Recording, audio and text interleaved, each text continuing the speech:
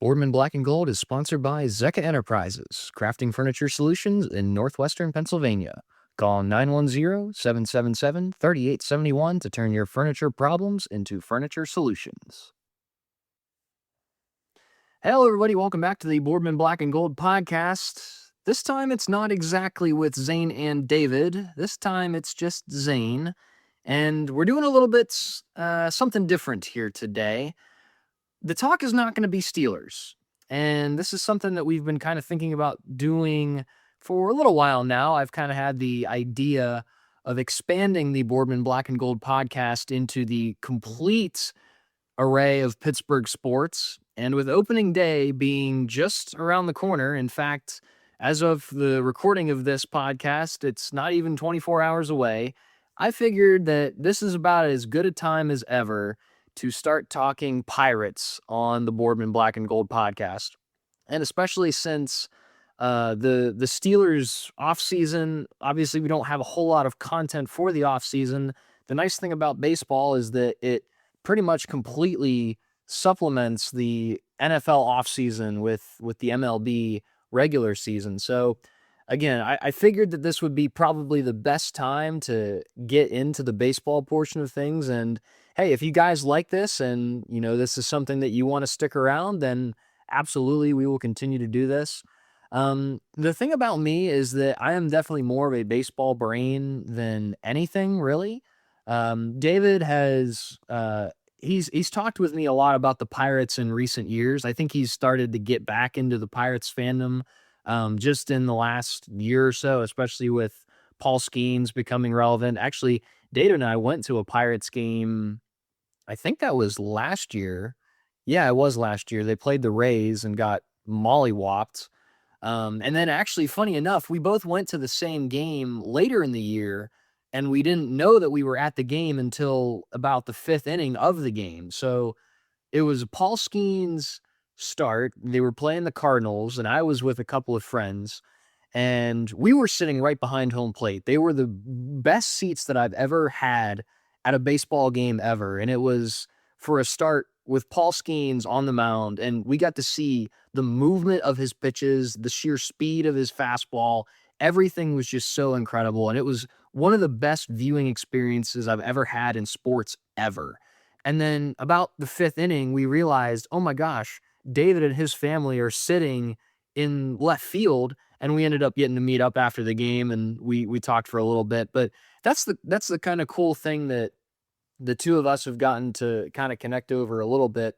But I haven't really approached David necessarily about this yet, and maybe we'll have him on once he starts to kind of garner his opinions on the Pirates. But as for now, this is kind of just a soft start to what might be just a Pirates segment here on the Boardman Black and Gold podcast.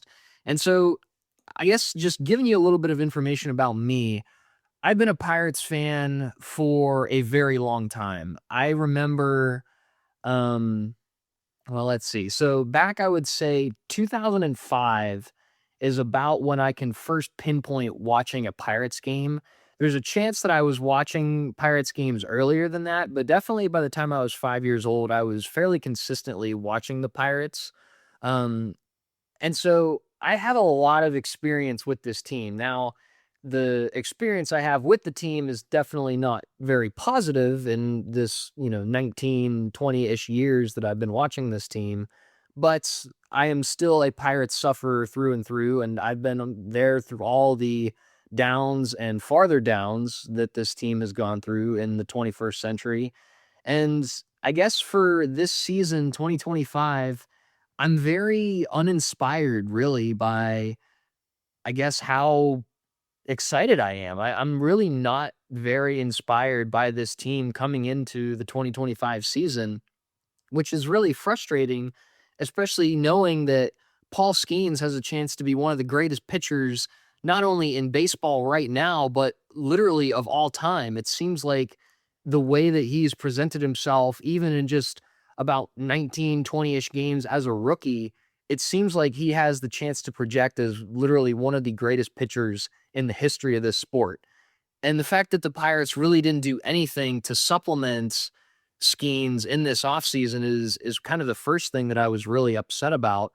we talked about in our most recent Steelers episode in the free agency stuff that we really weren't very inspired by how the Steelers approached the free agent market. Now, they did go out and they made a big trade for DK Metcalf, but other than that, by going out and actually signing real free agents, the Steelers really didn't do anything. And the Pirates are kind of guilty of that as well. I'm looking at their starting pitching right now, and I've got Skeens, Mitch Keller, Carmen Majinski, who I'll elaborate on in a second, Andrew Heaney, and Bailey Falter. Now, we do know that Jared Jones is going to be shut down for at least 6 weeks. He had a little twinge in his elbow, which it seemed like it was going to be going down the direction of Tommy John surgery. That doesn't seem like it's the case, but the reality of things is we're not going to see him until probably June. And the fact that we're missing at least 2 months of Jared Jones with how good he was last year, that's not a good start to this season. And this news came out literally just a day or two ago that Jones was experiencing these things. And it's definitely not an encouraging way to start the season. And the interesting thing about it is the Pirates definitely have a strength in their pitching staff. I wouldn't say necessarily their bullpen, but their starting rotation is definitely a strength that they were kind of maybe looking to lean on in the early sets of this season. Obviously, again, Paul Skeens, great pitcher, early Cy Young candidate. Everybody's high on Skeens. I am as well. Mitch Keller, he's kind of had a resurgence in his career in these last couple of seasons. He's really become a reliable guy towards the front end of the rotation. And he was kind of seeming to be like the number one guy at the beginning of last year. He got the opening day start against the Miami Marlins.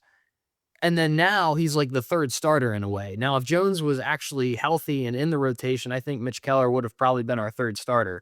But now he's slotted up to that number 2, and I like him a lot. I think that he has a lot of promise in kind of maybe a diminished role to where he doesn't have to necessarily have to have the weight of the world on his shoulders, but he is still going to be able to produce kind of in that middle third of the rotation. Now, the third name that I mentioned, Carmen Majinski, he is going to be making the transition from a reliever to a starter, which this is really where my frustrations begin with this Pirates team. The starting pitching was a strength coming into the regular season. Throughout the entire offseason, we knew that the starting pitching was going to be good.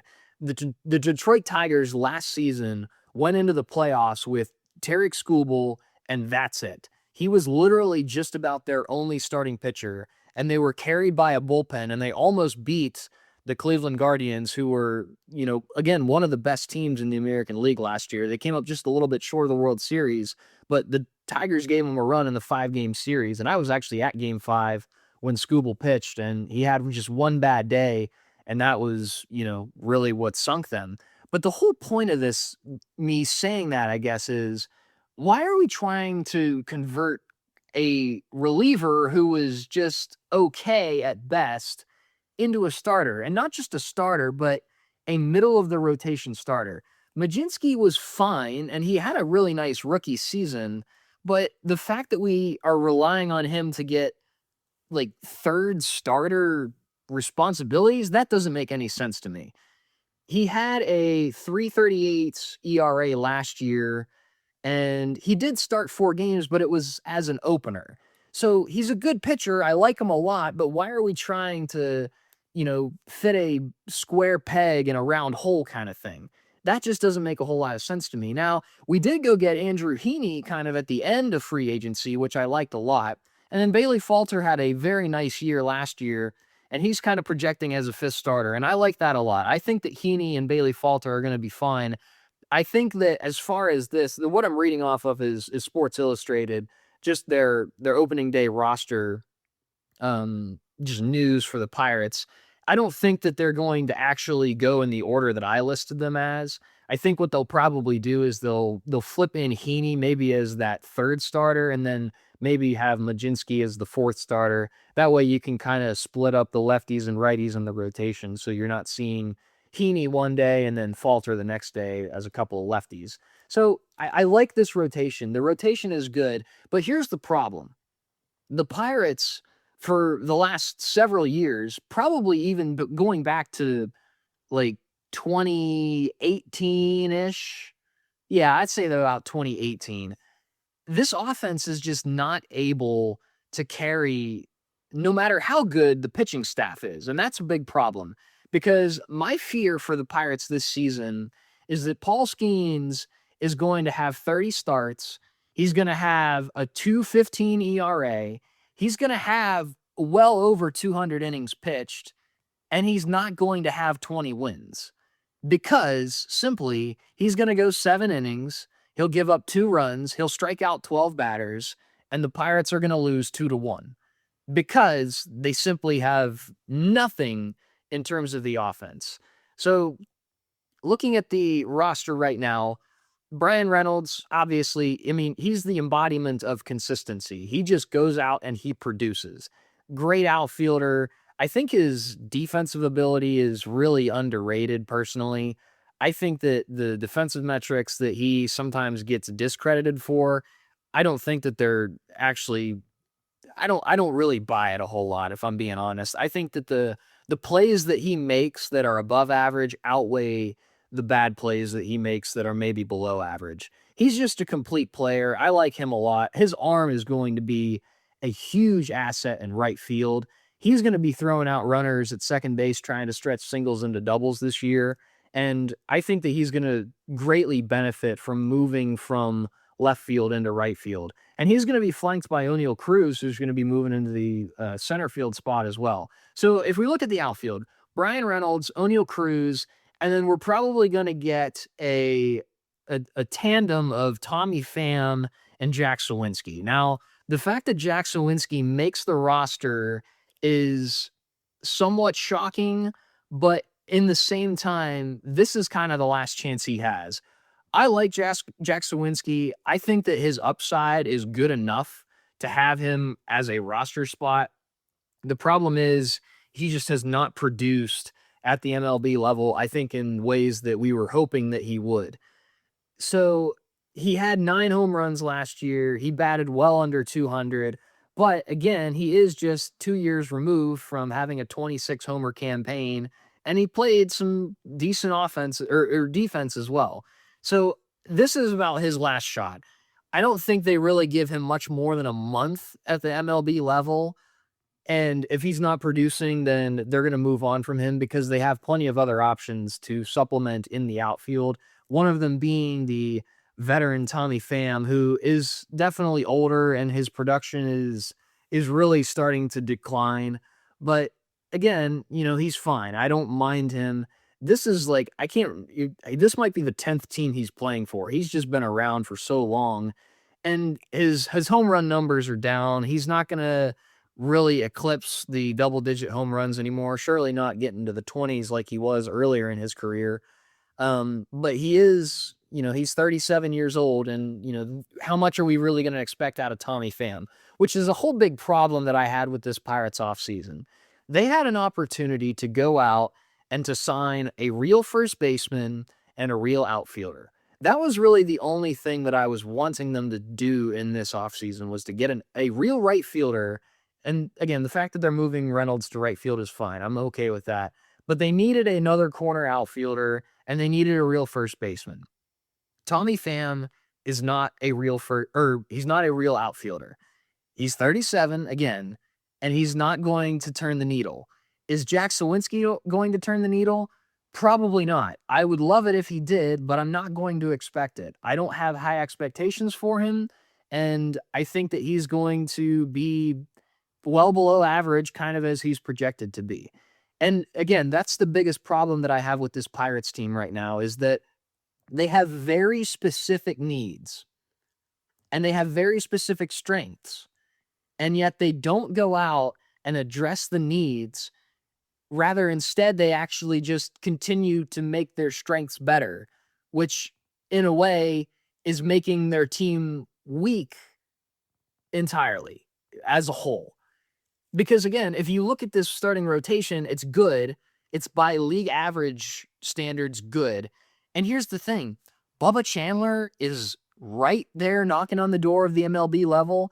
I wouldn't be surprised if he's up by May, maybe earlier.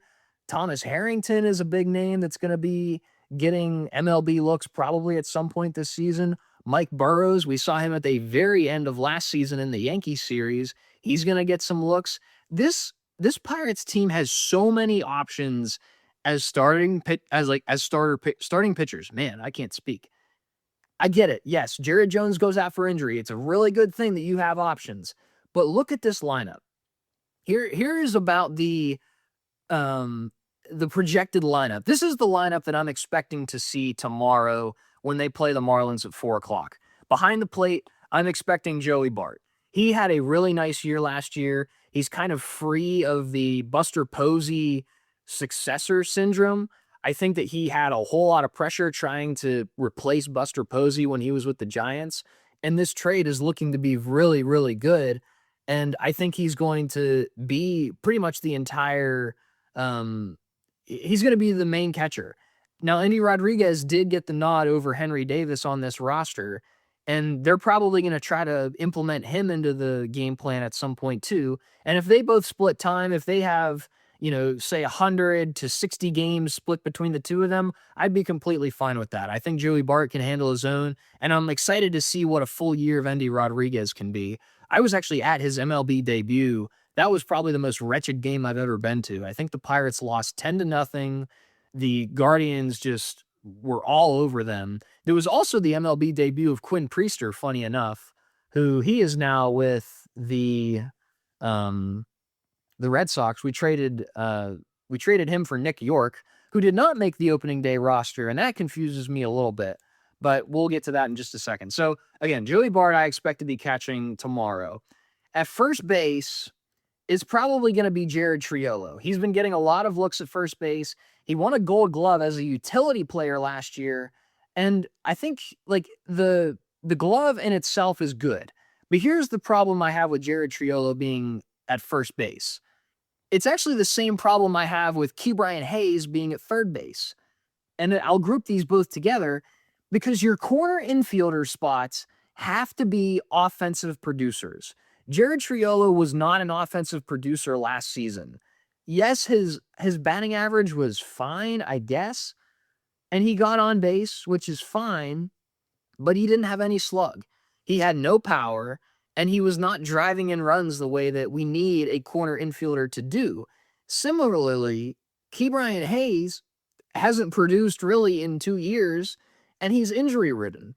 He's a great defender. Honestly, he's probably the best third base defender. He won the Platinum Glove, or did he win the Platinum Glove? No. I don't think he won the Platinum Glove. He should have won the Platinum Glove 2 years ago, but he didn't. I think that went to Arenado, if I remember correctly. Actually, I don't remember that. I'm going to look that up. Who won the Platinum Glove in 2023? Let's see here. 2023, Andres Jimenez. No, National League. Platinum Glove. Oh, Tatis. Okay. Yeah, I don't know. I mean, yes, Tatis was an excellent defender once he moved to the outfield, but at the same time, again, Ke'Bryan Hayes is excellent defensively, and that is his greatest strength. And that's not a bad thing necessarily. It's good. It's a good thing to have good defense at your corner infield spots. That's a very valuable thing. Jared Triolo was a minor league Gold Glover, won a Gold Glove in a utility spot last year because he played a little bit of right field. He actually saved a game against the Diamondbacks last year because of an incredible catch that he made. Played a elite defensive third base as well. But the problem is when both of those guys combined in your corner infield are hitting a combined 210 with about 15 home runs between both of them, that is not going to win you any baseball games. You have to have offensive production, namely slug, from your first and third baseman. Ke'Bryan Hayes had a little bit of a power flash a couple of years ago. That was probably his best year. And at the same time, he just isn't healthy. He's got this chronic back issue that probably is never going to go away. As much as he says, hey, he feels a little bit better this offseason than he did in the past, I don't buy it. I don't buy the Ke'Bryan Hayes stock. And honestly, the fact that we're locked into him for several years is not very encouraging to me. I think that even though his contract is very team friendly, I don't think he even lives up to the constraints of that contract. I don't think that he really, he doesn't, he's not worth what we're paying him, which is crazy because we're really not paying him a whole lot of money. But at the same time, again, we have to have more production from our corner infield spots. And I'm hoping that maybe there's a understanding of that in the front office at some point this season. If we can finally identify and say, hey, Jared Triolo just is not cutting it. Sure, he's getting on base, but we need a guy at first base that can actually hit 20 to 25 home runs this season. Jared Triolo can't do that. Key Brian Hayes can't do that. And yet we're probably going to see them both starting at the corner infield spots tomorrow. So I'm not a huge fan of that. And it's kind of my biggest problem with this team is that they didn't go out and they get a first baseman that can slug, and they didn't get an outfielder who is, like an actual MLB caliber outfielder, not like a Tommy Pham type of guy. So then in the middle infield, I would expect to see Nick Gonzalez and Isaiah Kiner-Falefa. Nick Gonzalez is interesting. I still think he's trying to figure himself out. I like him a lot. I like his name. And I think maybe playing second base will help him offensively. I think there's kind of this syndrome. I don't really know what to call it, but I actually personally experienced this when I was playing in my high school career and, playing in the summers and that type of stuff. When I was playing second base, my offensive production was so much better than when I was playing shortstop. And I think that's a reason that O'Neal Cruz is going to have a jump up this season, which I'll get to that in a minute. But there's a whole thing about when you're a shortstop, you have a whole lot more responsibility than playing second base. In fact, I think it's the biggest discrepancy between the two positions, maybe between two positions comparatively on the baseball field entirely. When you're a shortstop, you have more responsibilities than everybody else on the field except for maybe the catcher. I would argue maybe catching is a little bit more constraining in terms of your responsibilities. As a shortstop, though, you have to do pretty much everything defensively. You are the coach of the middle infield. You have to bridge the gap between the outfield and the infield, and you have to have a strong relationship with the catcher because a lot of times you're going to be making throws from any place, on a relay in the outfield to home plate. Those are very important things. Now, when you're a second baseman, you pretty much have almost no responsibility. And I would argue that playing second base is probably the easiest position in baseball. And again, I played second base, and, this is kind of me speaking from experience. The throw is short. You don't have hardly any responsibilities in terms of playing team defense. You just kind of have to hold your own and do the bare minimum defensively, and you'll be fine. That's why I think that Nick Gonzalez is going to benefit from playing second base. And I think that's going to allow Isaiah Kiner-Falefa to kind of take that and shoulder that responsibility from him. And I would think, and I'm going to predict this now, to see a little bit of an increase offensively from Nick Gonzalez. He was Mr. Clutch last season, and I liked that a lot about him. He would come up in big moments, and he always seemed to have that big hit in him. And I think that he's going to enjoy a little bit more consistency this season. So Nick Gonzalez, I'm fine with being at second base. I wouldn't have minded necessarily an upgrade over him if we were to have gone that way in the offseason. But I think, again, he's a young guy. He needs to just continue to develop. And I think a full season under his belt, as well as kind of just being the everyday second baseman, is going to benefit him a lot.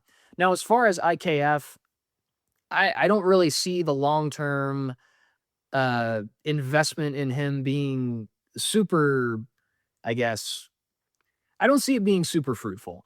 I don't know if he's even going to be a Pirate throughout the rest of this season. And I'll get to my takes on what our record is going to be and what I think our record's going to be towards the end of this episode. But I just don't really see the long-term desire and the long-term attractiveness with IKF. He's great defensively, and that seems to be the biggest trademark of this infield. I mean, if you look across the way, IKF and Nick Gonzalez in the middle infield. Nick Gonzalez is about an average defender, but then you have two Gold Glove caliber corner infielders, and there should not be a single error in this middle infield this season. with the way that the Pirates have structured this infield, there's literally no excuses for the middle and corner infield defense to be poor. So again, you take these trade-offs. Your pitching is excellent, your defense is excellent, but what are we making of these bats? I mean, you look at that infield core, there's not a single name on there that I'm going to expect to hit over 250 and hit over 10 home runs. There's really not. Maybe Nick Gonzalez, but I would maybe project him as like an 11 home run guy, maybe hitting 240. I don't really see it being much better than that. Now, the other option that might make his way into the starting lineup is Adam Frazier, which I like Adam Frazier. I liked him when he was a Pirate, but the thing about him is he hasn't been good since he was a Pirate. And that was all the way back before the pandemic happened. I remember him getting the start at second base in the All-Star game. That was in Colorado. I forget what year that was. I want to say that was 2019. I believe that was the year that we traded him as well. So that year he was excellent. I mean, he was hitting over 300. He was kind of in the conversation for a batting title. He was great, and I liked him a lot. And he was honestly one of my favorite players in that time. And, you know, we're going to get to hear maybe one or two out goes Frazier calls this season. But the problem is it's Adam Frazier, and he's just not, he's a shell of himself. He's not who he used to be. And even though he hasn't been in the league super long, I mean, he's only going to be 33 years old this season. He hasn't hit even close to 300 since he was with the Pirates. He hit 324 with the Pirates in 2021. That was the year that I was thinking of.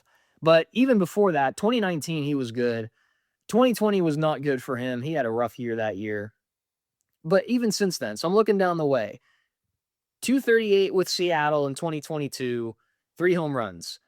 Baltimore, 2 years ago, he was fine. 240, 13 home runs, a career high in home runs that year. But again, he hit 240 with not a whole lot of slug. And then last year with the Royals, he really didn't do a whole lot of anything.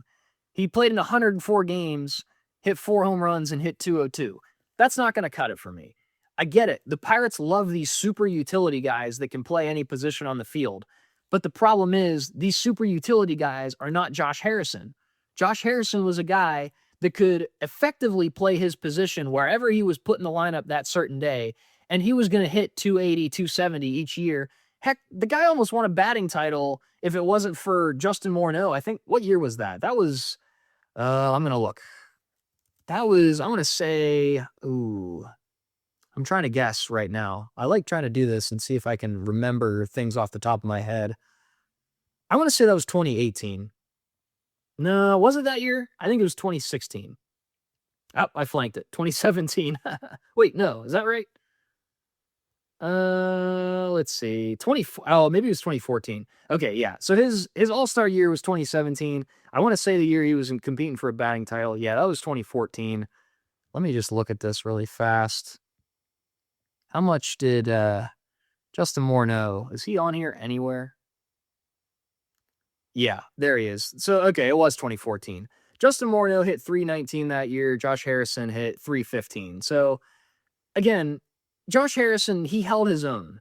And he was a super utility guy. He could play anywhere on the field. But these guys, like Adam Frazier, seriously? Like, I don't like that at all. Like, why are we going out and investing? Like, again, maybe this might be just nostalgia. Maybe this is the ownership's way of saying, hey, guys, Adam Frazier, look at that. He's back. The problem is he's just not the Adam Frazier that we once knew, and he's probably not going to return to being the Adam Frazier we once knew. Again, this is the problem with the Pirates ownership, especially in regards to the offense, is they get all these guys that can play every position, but none of them can hit.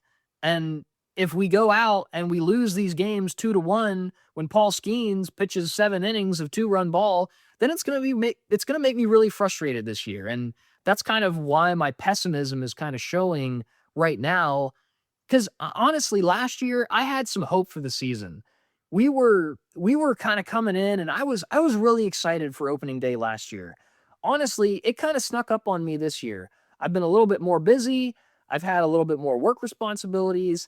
And I'm just not as excited for opening day this year, simply because I'm uninspired by the moves that we made this offseason. So that's kind of my thoughts in this part.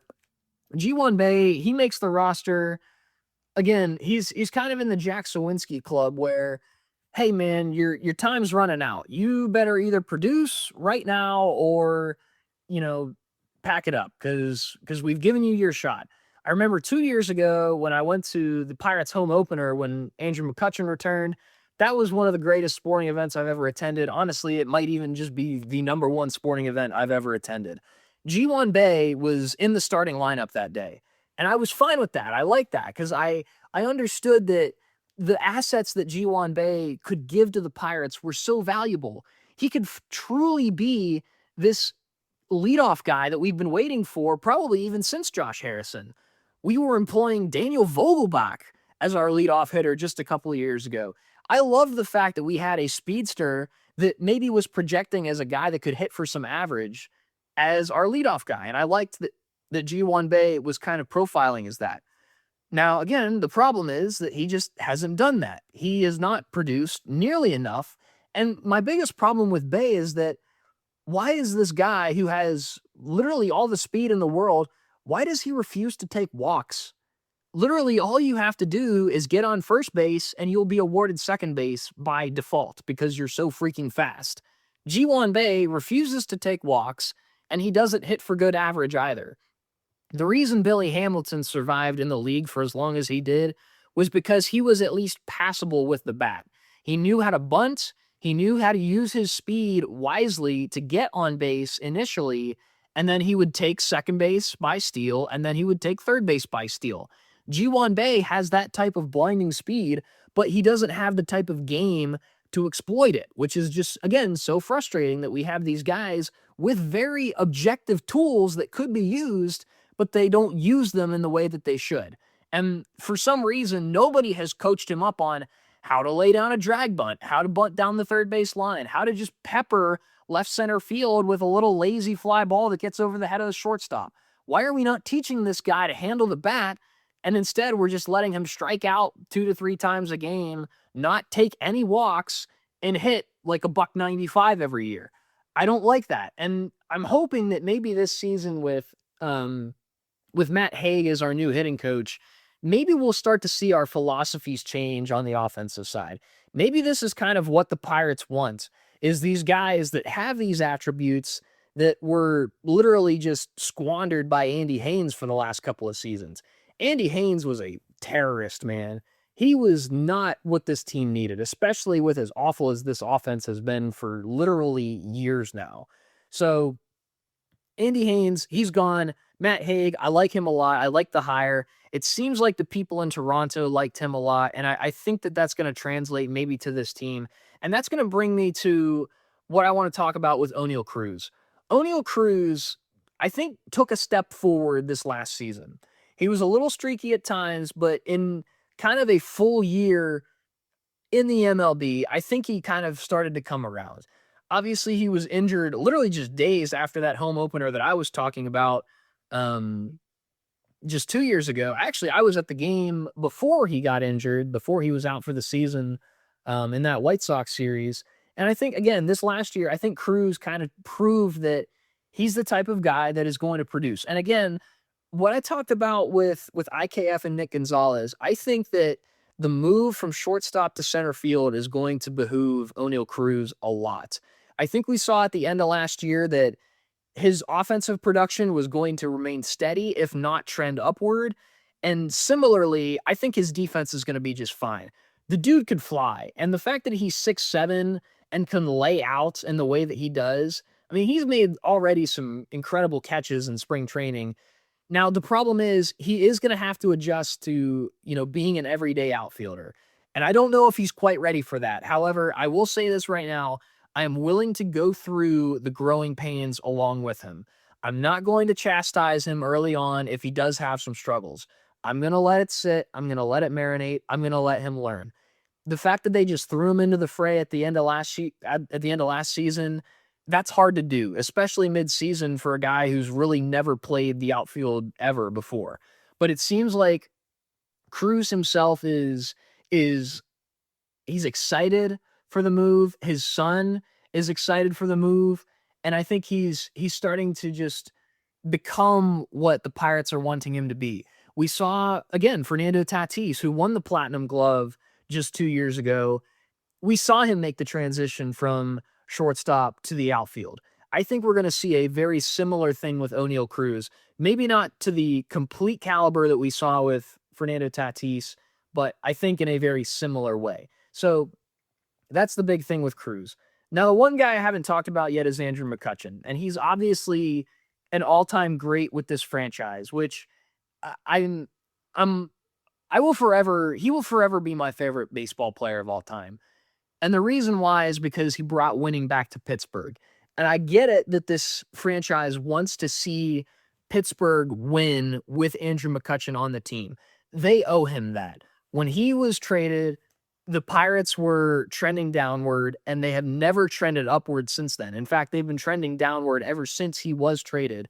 But funny enough, the guy he was traded for, Brian Reynolds, is on the team still to this day, and he is locked up long term, and that's a good thing. If we can win with Andrew McCutchen at any point, literally anything, I just want to see this team make the NL Championship Series. I'm not asking for a World Series even in the next 10 years.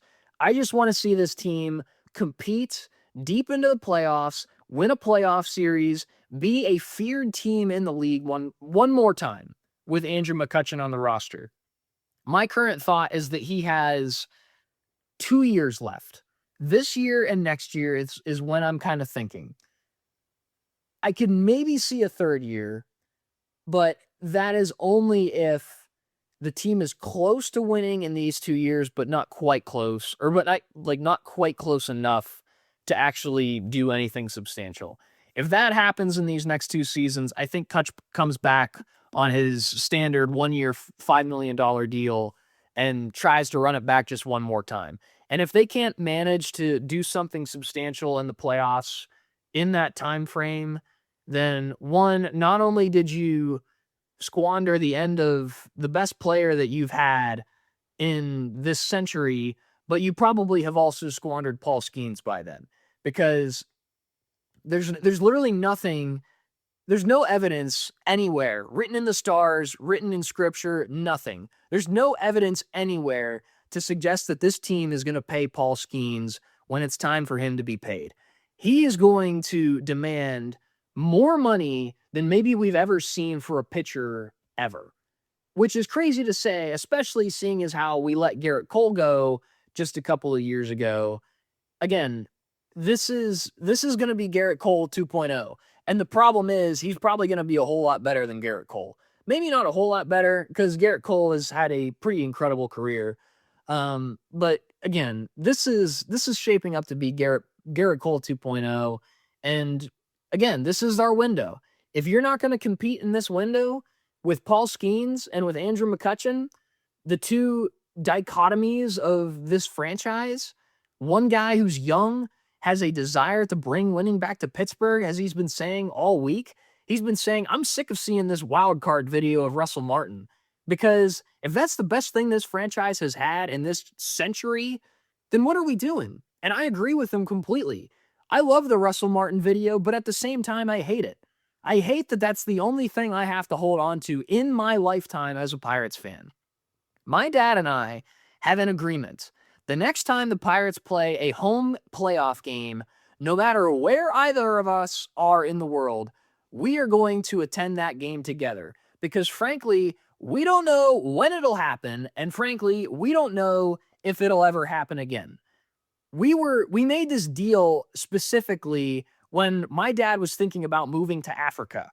So in that time, we were saying, I am willing to pay thousands upon thousands of dollars to fly back to the United States just so that we could watch the Pirates play in the playoffs at PNC Park at least just one time. And that's exactly the thing that we were saying, is like, we don't know, because again, this is such a substantial thing. We don't know when it'll happen. And if it doesn't happen in the next couple of years, then I would argue that it is not going to happen for a very, very, very long time. Because if they can't do it with Paul Skeens, if they can't do Andrew McCutchen the justice that he deserves before there is a statue of him outside of PNC Park, then this team is never going to do it again. This team has there's nothing. There's no evidence for this team to compete if they can't do it within the next couple of years. I'm not saying they're going to do it this year, and I'll get into why I say that specifically right now, but if they can't do it in the next 2 to 3 seasons, then they're not going to do it. They're just straight up not going to do it.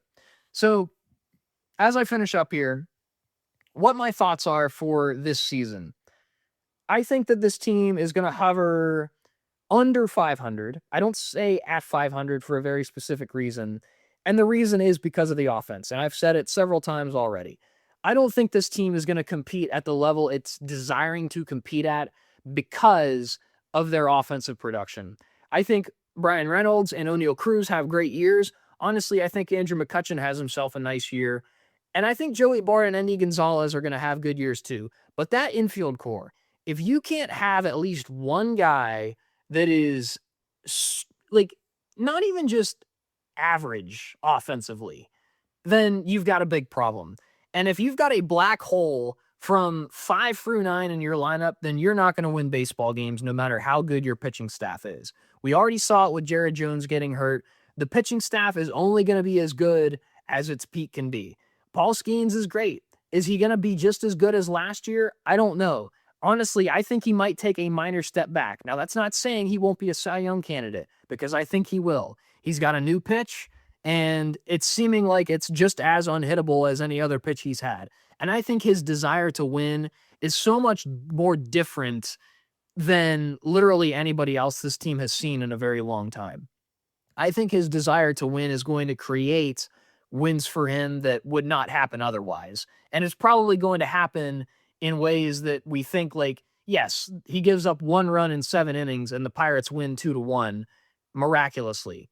That's kind of my thought. And I guess actually I'm realizing now I didn't even touch the bullpen. Let's go over the bullpen really, really, really fast. David Bednar, awful year last year. He'll take a step forward. Maybe not like just a couple of years ago David Bednar, not all-star David Bednar, but he will have a better year. Colin Holderman, I think very similarly as well. I think he is going to be fine. Dennis Santana, I think he showed some promise. I think he'll be fine. But again, he shouldn't be a high leverage guy, I think, necessarily. Justin Lawrence is interesting. We picked him up off of waivers from the Rockies.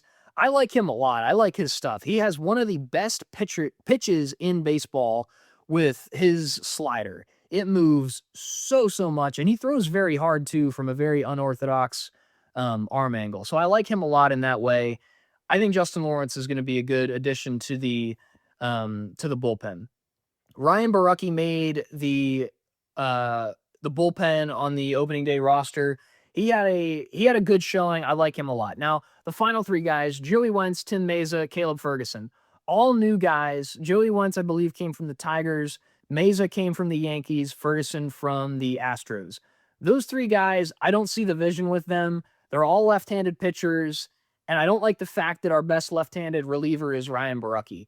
I don't think that it's going to be, like, awful, but I could definitely see 2 of those guys being, like, 5+ ERA guys this season. So, again, doesn't matter how good your starting rotation is. If the guys in the lineup can't hit and your bullpen can't close out games, then you're in for a world of hurt. And that's why I'm going to say that the Pirates are going to finish this season with 75 wins. I don't see them really getting over 500 this year. Honestly, I would be shocked if they do. And 75 wins is about my ceiling for this team. I wouldn't say the ceiling, but that's about my median for this team.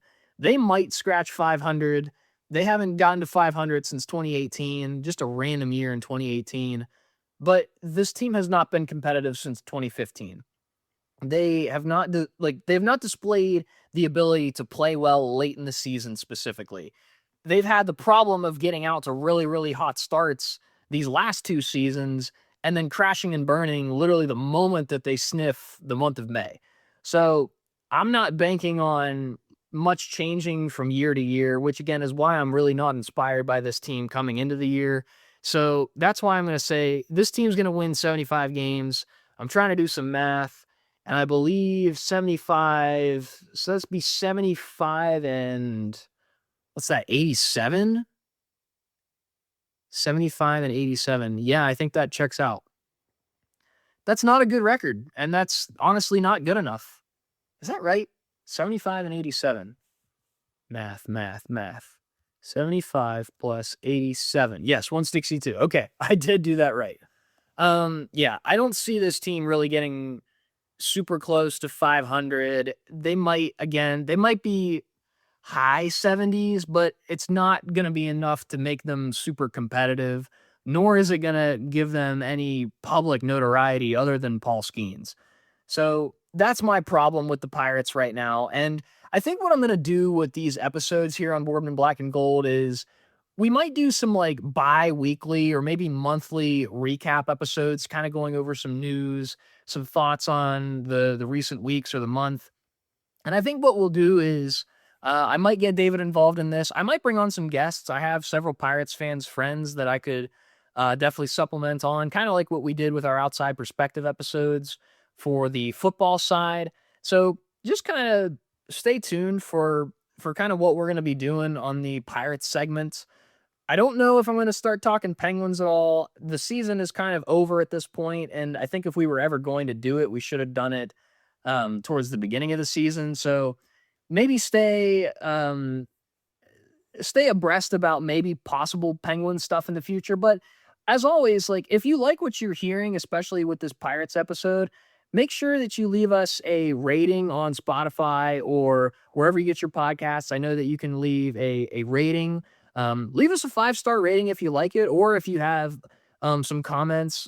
Make sure that you are following our Twitter as well as our Instagram page. Instagram is at Boardman and Gold, and on Twitter it's BB&G Podcast. So leave us a comment. Let us know kind of what you think about this episode. And if you'd like to hear some more Pirates talks here later in the future, I don't really have an outro for this. This is kind of a spur of the moment thing that I wanted to record. But as always, Boardman Black and Gold is sponsored by Zecca Enterprises, crafting furniture solutions in northwestern Pennsylvania. You can call 910-777-3871 to turn your furniture problems into furniture solutions. All right, folks, the Pirates start opening day tomorrow. Probably by the time you're listening to this, it's today. Tell me, reach out on our Instagram or Twitter. How many games do you think the Pirates are going to win this season? Who's going to be our main performers? And what do you think Paul Skeens' ERA is going to be this year? Give us your thoughts. Let us know if you like this Pirates segment and if we should continue to do these. And as always, we'll be back on the next episode of the Boardman Black and Gold podcast. Most definitely will be a draft episode as we prepare for the NFL draft. Zane and David will be back on the Boardman Black and Gold podcast here very shortly. So stay tuned for that on our socials. And as always, thanks for listening. We will see you next time.